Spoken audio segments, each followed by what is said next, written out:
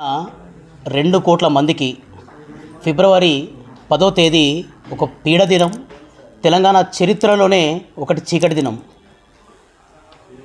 3 రోజుల క్రితము మంత్రి గారి సమక్షంలో అన్ని బీసీ సంఘాల సమక్షంలో సమగ్ర నివేదికలో కొన్ని లోటుపాట్లు ఉన్నాయి.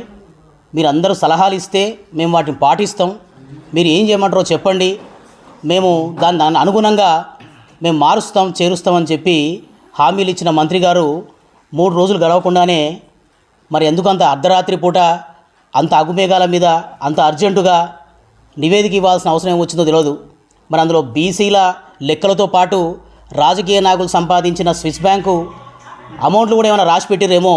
మరి అందుకే అంత అగుమేఘాల మీద ప్రజలకు చెప్పాల్సిన అవసరం లేకుండా, మీడియాకు చెప్పాల్సిన అవసరం లేకుండా 2 కోట్ల జనాభాకు సంబంధించిన ఒక ముఖ్యమైన అంశం గురించి ఒక కమిషను నివేదిక రూపొందిస్తే ఆ నివేదికను మీడియా సమక్షంలో ముఖ్యమంత్రి గారు ఇతర మంత్రులు ఒక సమావేశాన్ని ఏర్పాటు చేసి అందులో ఉన్న అన్ని వివరాలు గత అసెంబ్లీలో టూకీగా ఏ జనాభా ఏ కులానికి ఎంత ఉందని టూకీగా ఒక క్లుప్తమైన అంకెలు మాత్రమే బయటకు వచ్చినాయి.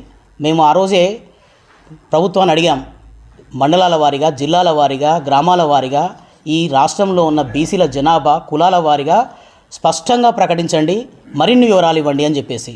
అవన్నీ ఏవీ లేకుండా, ఏ వివరాలు ఎవరికి చెప్పకుండా అగుమేఘాల మీద నివేదిక ఇచ్చి అంతలోనే వారంలోనే స్థానిక సంస్థల ఎలక్షన్లు, ఆ స్థానిక సంస్థల ఎలక్షన్లకు కూడా మేము 6 విభాగాలుగా 6 జోన్లుగా రిజర్వేషన్లు విడదీస్తున్నాం.